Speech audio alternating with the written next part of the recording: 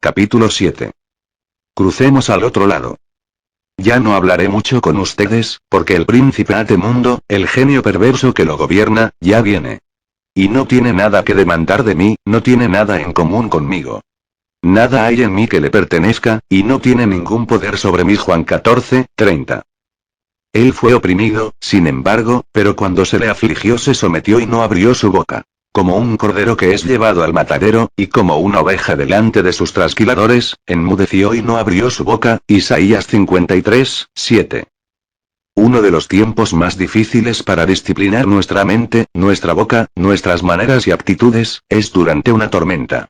Todos experimentamos las tormentas de la vida en diferentes grados, todos debemos soportar el examen y la prueba de nuestra fe y todos debemos aprender a comportarnos durante las tormentas. Pasajes bíblicos como Juan 14:30 e Isaías 53:7 siempre me han intrigado. Yo no comprendía de manera clara el mensaje que transmiten hasta que el Espíritu Santo me reveló que está relacionado con la boca y la tormenta. Cuando Jesús sufría la más intensa presión, decidió que era sabio no abrir su boca. ¿Cuál fue la razón? Creo que en su humanidad hubiera sido tentado a hacer lo mismo que usted y yo. Dudar, cuestionar a Dios, quejarse, decir algo negativo, etc. Hasta un cristiano muy maduro, sometido a presión, dice lo que no debería, si la presión es suficientemente intensa y prolongada. Jesús es el Hijo de Dios, Él mismo es Dios, pero llegó hasta nosotros como un ser humano. El autor de la carta a los Hebreos, dice: fue tentado en todo según nuestra semejanza, pero sin pecado. Hebreos 4:15 RVR. Creo que cuando el Señor enfrentó situaciones de prueba durante las cuales sabía que sería tentado a decir palabras improductivas, deliberadamente decidió y declaró que estaría más callado de lo usual. Esta es la decisión sabia que cualquiera debe tomar en momentos de tensión. En lugar de expresar las emociones contrariadas y los sentimientos heridos, es mejor guardar silencio y esperar que la tormenta emocional amaine. Las bendiciones vienen en camino. Ese mismo día, cuando llegó la noche, les dijo: pasemos al otro lado del lago. Marcos 4:35. Siempre es emocionante cuando Jesús nos dice: hagamos algo nuevo. Para mí esta frase, pasemos al otro lado, equivale a decir: llega una promoción, un avance, un aumento, algo mejor. Vienen las bendiciones. Vamos para arriba. O cualquier variedad de frases que el Señor utiliza para comunicarnos que es tiempo de cambio. Estoy segura que los discípulos emocionados esperaban ver lo que pasaría al otro lado. Lo que no esperaron o previeron fue una fuerte tormenta en el camino. La fe es para los intermedios. Y se levantó una fuerte tormenta de viento, con proporciones de huracán, y las olas azotaban la barca y ya casi se anegaba. Pero él, mismo, estaba en la popa de la barca, durmiendo sobre un cabezal. Y lo despertaron diciéndole: Maestro, ¿no te importa que perecemos? Marcos 4:37-38. Probablemente los discípulos no estaban tan emocionados en el intermedio como 10 estuvieron al comienzo. Aunque con frecuencia Dios nos invita a zarpar hacia un nuevo destino, generalmente no nos muestra lo que va a ocurrir en la ruta. Abandonamos la seguridad del lugar donde nos encontramos y nos dirigimos hacia las bendiciones del otro lado, pero, frecuentemente, es en el trayecto intermedio donde encontramos las tormentas. A menudo el intermedio, la mitad del trayecto, es un lugar o tiempo de prueba. La tormenta estaba en todo su apogeo y Jesús dormía. ¿Se le hace familiar? ¿Ha tenido momentos en los cuales ha sentido que se hundía con rapidez, mientras Jesús estaba dormido? ¿Oraba y no escuchaba la voz de Dios? Pasaba tiempo con Dios en oración y procuraba sentir su presencia, pero sin importar lo duro que luchara contra el viento y las olas, la tormenta seguía rugiendo y no sabía qué hacer. Es común llamar esos tiempos como la hora de la medianoche o la noche oscura del alma. Esta tormenta que los discípulos enfrentaron no fue cualquier llovizna de abril, o una inofensiva borrasquita de verano, sino una tormenta con proporciones de huracán. Las olas no se mecían con suavidad, sino que golpeaban la barca con tal furia que ésta ya casi se anegaba. Eso hubiera asustado a cualquiera. Es en momentos como este, cuando parece que el barco se hunde con nosotros, que debemos usar nuestra fe. Podemos hablar acerca de la fe, leer libros, oír sermones y entonar canciones sobre la fe, pero es durante las tormentas que debemos usar la fe. Y es en esos momentos cuando descubrimos cuánta fe tenemos en realidad. La fe, como los músculos, se fortalece con el uso, no hablando de ella. Cada tormenta que atravesamos nos equipa para enfrentar la siguiente de una mejor manera. Al pronto llegar a ser como el buen navegante, las tormentas no nos preocupan. Como ya hemos pasado por ellas, sabemos cómo terminarán. Todo estará bien. Según la Biblia somos más que vencedores, Romanos 8:37. Para mí esto significa saber que venceremos aún antes de que la batalla comience. Para llegar a la meta debemos atravesar la tormenta, lo cual no siempre es divertido, pero qué bendición saber que en Cristo Jesús tenemos la victoria. La fe es para ese tiempo cuando aún no tenemos la manifestación de lo que esperamos. La fe es para el intermedio. No se requiere una fe tremenda para comenzar algo. Tanto el principio como el final son momentos emocionantes, pero hay del intermedio. Sin embargo, todos debemos cruzar la mitad, el intermedio, para poder llegar al otro lado. Jesús quiso que sus discípulos le creyeran. Les había dicho: pasemos al otro lado, y esperaba que creyeran que si él lo había dicho, así ocurriría. Pero como nosotros, ellos sintieron temor.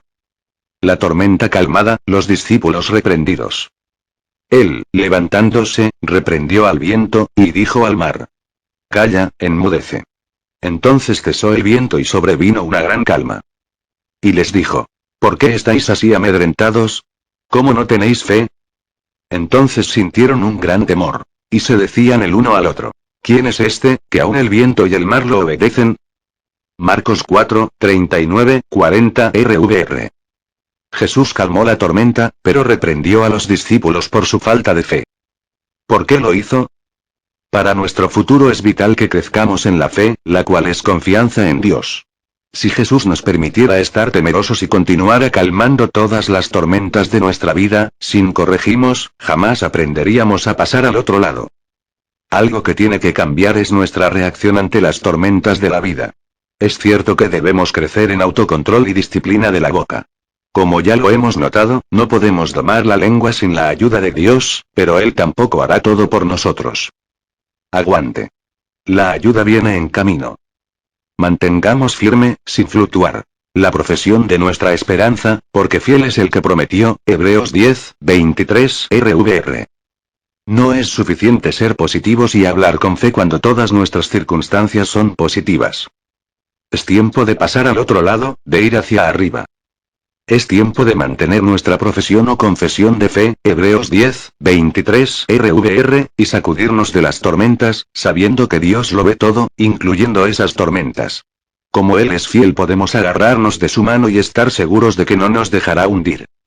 Una fuente con agua dulce y amarga. De una misma boca proceden bendición y maldición. Hermanos míos, esto no debe ser así. ¿Acaso alguna fuente hecha por una misma abertura agua dulce y amarga? Santiago 3:10-11 RVR. Debemos esforzarnos por eliminar la doble manera de hablar, diciendo una cosa en los buenos momentos, y otra en los malos. Debemos esforzarnos por no ser fuentes de las que sale agua dulce en los momentos dulces, y amarga en los momentos amargos. Jesús estuvo sometido a las mismas presiones y tentaciones nuestras, y sin embargo siempre fue el mismo, Hebreos 13:8. Tuvo que disciplinar su boca, su conversación, durante las tormentas de la vida, y nosotros debemos seguir su ejemplo. Controlar nuestra lengua debe ser nuestra meta. Esto es signo de madurez y una manera de glorificar a Dios. Refrene su lengua. Si alguno se cree religioso entre vosotros, pero no refrena su lengua, sino que engaña su corazón, la religión del tal es vana, Santiago 1:26 RVR. Mi querido amigo, esta es una declaración bien fuerte. Podemos hacer todo tipo de buenas obras para que se diga que son producto de nuestras convicciones, pero si no refrenamos la lengua todas ellas son inútiles. No sé qué pensará usted, pero para mí esta declaración hace más serio el asunto de las palabras, la lengua y la boca. La definición de brida o freno según el diccionario, es elementos que se colocan en la boca de los caballos para controlarlos y guiarlos. Si no refrenamos nuestra lengua en medio de las tormentas de la vida, quizá jamás experimentaremos liberación de las mismas. El Espíritu Santo será nuestra brida si aceptamos su guía y su dirección. Ponga un freno en su boca. He aquí nosotros ponemos freno en la boca de los caballos para que nos obedezcan y dirigimos así todo su cuerpo. Mirad también las naves. Aunque tan grandes y llevadas de impetuosos vientos, son gobernadas con un muy pequeño timón por donde el que las gobierna quiere. Así también la lengua es un miembro pequeño, pero se jacta de grandes cosas. He aquí, cuán grande bosque enciende un pequeño fuego. Santiago 3:5 RVR. Estos versículos indican que la lengua dirige todo el resto de nuestra vida. Uno diría que nuestras palabras nos trazan límites, y que debemos vivir dentro de esos límites. La lengua es un miembro tan pequeño del cuerpo, pero puede realizar grandes cosas. Sería maravilloso si todas ellas fueran buenas, pero no lo son. Algunas relaciones se arruinan por la lengua. Puede provocar divorcios, y lo hace con frecuencia. Las personas son heridas emocionalmente por la lengua de alguien, y no siempre se recuperan. Algunas personas ancianas aún tienen heridas causadas por palabras que les dijeron en su niñez. Sí, en efecto, la lengua puede ser un miembro pequeño, pero ¿qué punto el que tiene? El freno que se pone en la boca de los caballos también es muy pequeño, pero los controla y dirige. El diccionario define el freno bocado como la pieza de metal de la brida que detiene o refrena al animal, algo que controla. Necesitamos un freno en la boca, pero no nos será impuesto, debemos elegirlo voluntariamente. El Espíritu Santo desempeña la función de ese freno si escogemos ser dirigidos y guiados por él. Cuando empezamos a decir cosas incorrectas, lo sentiremos procurando dirigirnos en la dirección correcta. Él siempre está obrando en nuestras vidas, esforzándose por mantenernos libres de problemas. Debemos tener gran aprecio por su ministerio. El Espíritu Santo como freno y brida. No seáis como el caballo. O como el mulo. Sin entendimiento. Que han de ser sujetados con cabestro y con freno. Porque si no, no se acercan a ti. Salmo 32:9 RVR. Si el caballo no obedece el tirón o la presión de la brida y del freno que hay en su boca, siente dolor. En realidad ocurre lo mismo con nosotros y nuestra relación con el Espíritu Santo. Él es nuestra brida y freno en la boca. Él debe controlar las riendas de nuestra vida. Si aceptamos y seguimos su control y dirección, llegaremos al lugar correcto y nos mantendremos alejados de los lugares equivocados. Pero si no los seguimos, sentiremos mucho dolor al final. La boca tiene mente propia. Derribando argumentos y toda altivez que se levanta contra el conocimiento de Dios. Y llevando cautivo todo pensamiento a la obediencia a Cristo. 2 Corintios 10:5 RVR. En tiempos de prueba la boca parece tener mente propia. A veces siento que la mía tiene un motor adentro y que alguien le dio arranque y lo puso en marcha antes de que comprendiera lo que estaba ocurriendo. También es muy importante ser responsable con los pensamientos. Porque ellos conforman la fuente de donde provienen nuestras palabras. Satanás nos envía pensamientos como, no puedo seguir así, y pronto comprendemos que la boca ya se ha comprometido y está verbalizando o expresándolos. Debido a que el problema comienza con los pensamientos, el remedio debe comenzar con ellos también. Debemos llevar cada pensamiento cautivo a la obediencia a Cristo Jesús. Echar fuera las imaginaciones incorrectas. 2 Corintios 10:5 RVR. La mente es el campo de batalla, y debe ser renovada completamente para poder experimentar el buen plan de Dios. Romanos 12:1-2. Si la mente no es controlada, la boca jamás lo será. Hablando de control mental, es interesante notar que los hechiceros procuran controlar los pensamientos de la gente. Aprender a proyectar pensamientos perversos en las personas desprevenidas es una de sus prioridades. Lo que aprendemos de esto es que Satanás quiere controlar nuestra mente. El Espíritu Santo también quiere controlar nuestra mente, pero jamás lo hace por la fuerza. Es nuestra elección. Él desea guiarnos hacia la dirección correcta, dándonos convicción, o llamando nuestra atención cuando pensamos de manera incorrecta y equivocada.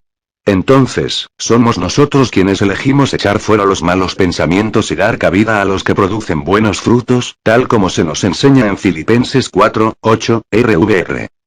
Todo lo que es verdadero, todo lo honesto, todo lo justo, todo lo puro, todo lo amable. Todo lo que es de buen nombre. Si hay virtud alguna, si algo digno de alabanza. En esto pensad. En el Salmo 19:14 RVR, el salmista ora de esta manera. Sean gratos los dichos de mi boca y la meditación de mi corazón delante de ti, Jehová, roca mía y redentor mío.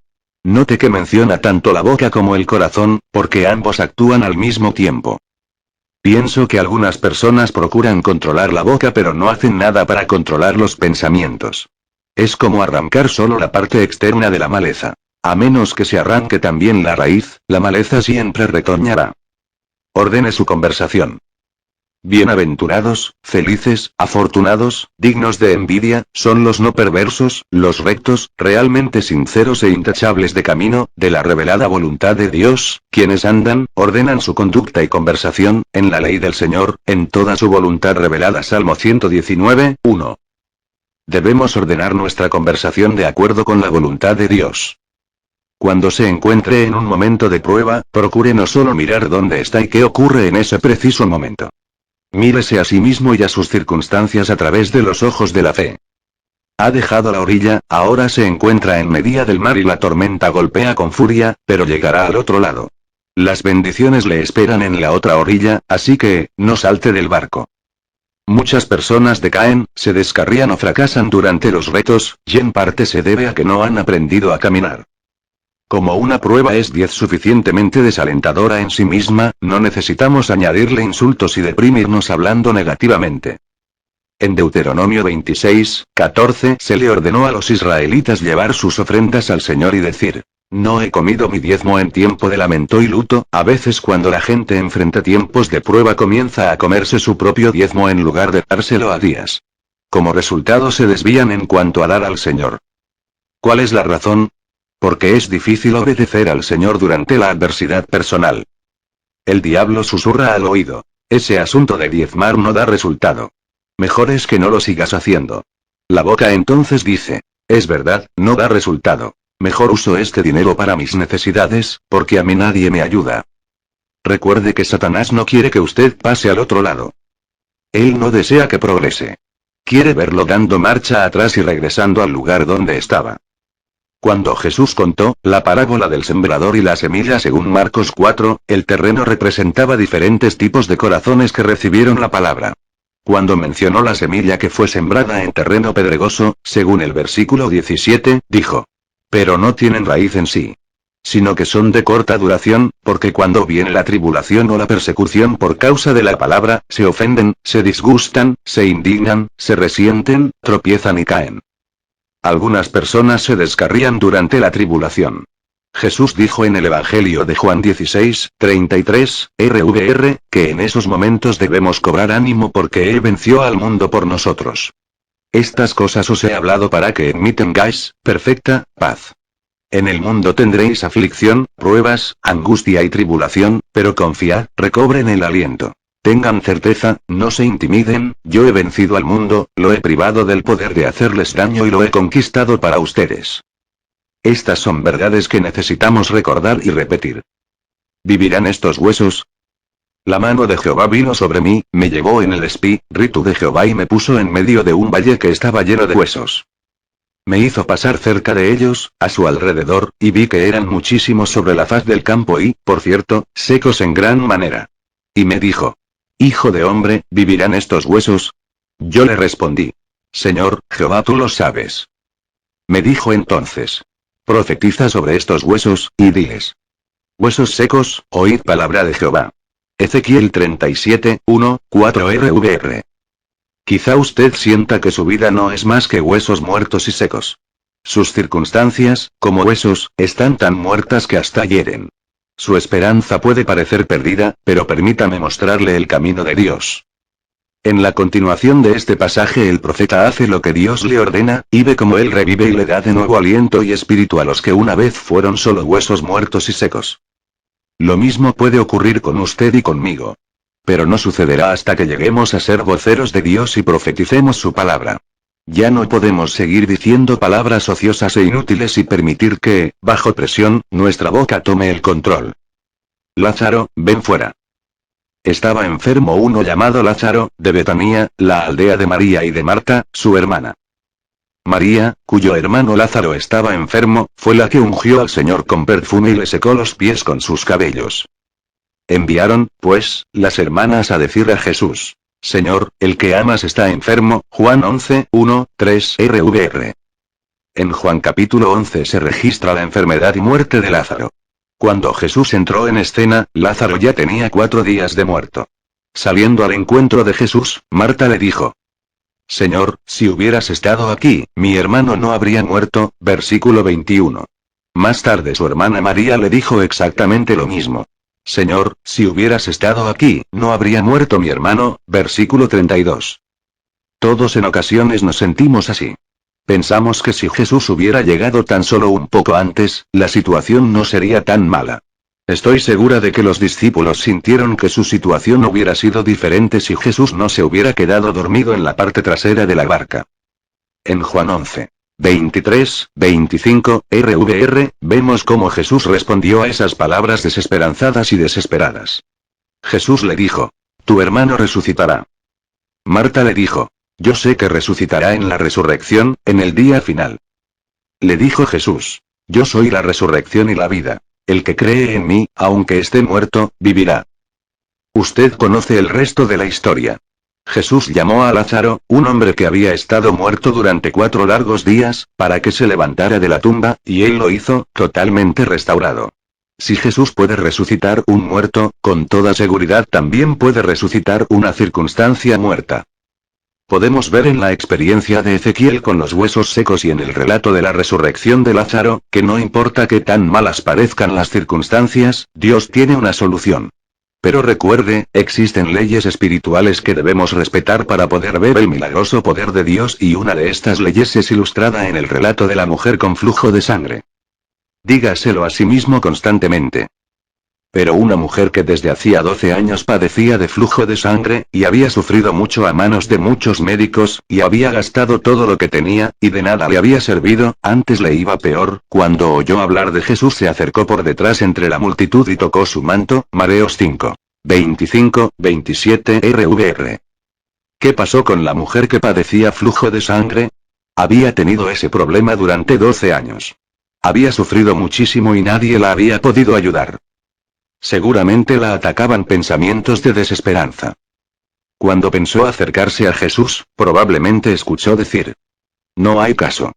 Pero siguió adelante en medio de la multitud que, por ser tan grande, la sofocaba. Como tocó el borde del manto de Jesús, la virtud sanadora fluyó en ella y fue sanada. Paráfrasis de los versículos 29, 34 amp, RVR. Pero hay una parte que no debemos perder. Porque ella se mantuvo diciendo: si tan solo toco su manto, mi salud será restaurada. Marcos 5, 28. Ella se mantuvo diciendo. Se mantuvo diciendo. ¿Capta la idea? Ella se mantuvo diciendo. Sin importar lo que sentía. A pesar de los esfuerzos de otros por desanimarla. Aunque era un problema de 12 años. Aunque parecía imposible penetrar la multitud, esta mujer logró su milagro. Jesús le dijo que fue su fe la que la había sanado. Versículo 34. Y su fe obró mediante sus palabras. La fe debe ser activada si ha de funcionar, y una forma de activarla es mediante nuestras palabras. Dígaselo a sí mismo constantemente, y no renuncie a la esperanza. Prisioneros de esperanza. Retornen a la fortaleza, de seguridad y prosperidad, ustedes prisioneros de esperanza. Hoy les anuncio que les restauraré el doble de su prosperidad anterior. Zacarías 9, 12. Acabamos de ver 3 situaciones. Huesos secos restaurados, muertos resucitados, y una enfermedad incurable sanada totalmente. Cada una de estas 3 tormentas eran circunstancias imposibles para el hombre, pero para Dios todo es posible. Mateo 19, 26. Hace poco, cuando estábamos en una tormenta, el Espíritu Santo me guió a este pasaje de Zacarías, el cual nunca antes había leído. Es como si un tesoro hubiera estado escondido, y esperando el momento cuando yo realmente lo necesitara. Como prisioneros de la esperanza debemos llenarnos de esperanza, pensar con esperanza, y hablar de esperanza. La esperanza es el fundamento, la base sobre la cual se yergue la fe. Algunas personas tratan de tener fe después de que han perdido toda esperanza. Y no da resultado. Niéguese a perder la esperanza sin importar qué tan secos parezcan los huesos, cuán muerta o desesperada pueda ser la situación, o qué tan prolongado sea el problema. Dios aún es Dios, y esta escritura nos dice que si decidimos permanecer positivos y ser prisioneros de la esperanza, Él nos restaurará el doble todo lo que hayamos perdido. Oración por el control de la boca. Pon guarda a mi boca, oh Señor. Guarda la puerta de mis labios. Salmo 141, 3. Yo hago esta misma oración al Señor frecuentemente porque sé que diariamente necesito su ayuda con mi boca. Deseo que el Espíritu Santo me redarguya, me llame la atención cuando hablo demasiado, digo cosas que no debo, hablo negativamente, me quejo, soy áspero o cuando de alguna manera mis palabras son perversas. Cualquier palabra en nuestra conversación que ofenda al Señor debe ser eliminada. Por eso necesitamos orar continuamente. Pon guarda a mi boca, oh Señor. Guarda la puerta de mis labios. Otro importante pasaje bíblico sobre este tema es el Salmo 17, 3. He hecho el propósito de que mi boca no hable transgresiones. Como ya lo mencioné, debemos proponernos hacer lo recto en esta área. Lo que hagamos en esta vida de fe, debemos hacerlo con propósito. La disciplina es una opción. No es algo necesariamente fácil, pero comienza con una decisión de calidad. Cuando estamos cruzando al otro lado y de repente, en medio de la jornada encontramos que la tormenta azota, debemos, definitivamente, proponernos guardar nuestra boca de las transgresiones. Es entonces cuando debemos hacer esta oración. Otra oración bíblica que yo hago regularmente se encuentra en el Salmo 19, 14. Sean juntos los dichos de mi boca y la meditación de mi corazón delante de ti, oh Señor, roca mía y redentor mío. Haga de la palabra su oración. Nada capta la atención de Dios con mayor rapidez. Ella es portadora del poder del Espíritu Santo. Haga que estas escrituras sean el clamor de su corazón. Sea sincero en su deseo de lograr la victoria en esta área, y mientras busca la ayuda de Dios, notará que usted está cambiando. Es lo que el Señor ha hecho conmigo, y Él no hace acepción de personas. Hechos 10, 34. Todos los que siguen las normas ordenadas por Dios, obtienen los resultados ordenados por Él. Haga esta oración de compromiso. Ejercite autocontrol de su boca. Señor, pido tu ayuda para que desarrolles en mi sensibilidad al Espíritu Santo sobre mi manera de hablar. No quiero ser terca, o terco, como un caballo o un mulo que no obedecen sin una brida o freno. Quiero moverme en la dirección que tú me indiques con tan solo un toquecito de tu parte. Pido tu ayuda durante las tormentas de la vida, es decir, mientras cruzo al otro lado. Siempre necesito tu ayuda, Señor, pero estos son tiempos especiales de tentación. Pon guarda a mi boca y que mis palabras sean aceptables ante ti, oh Señor, fortaleza y redentor mío. En el nombre de Jesús, amén.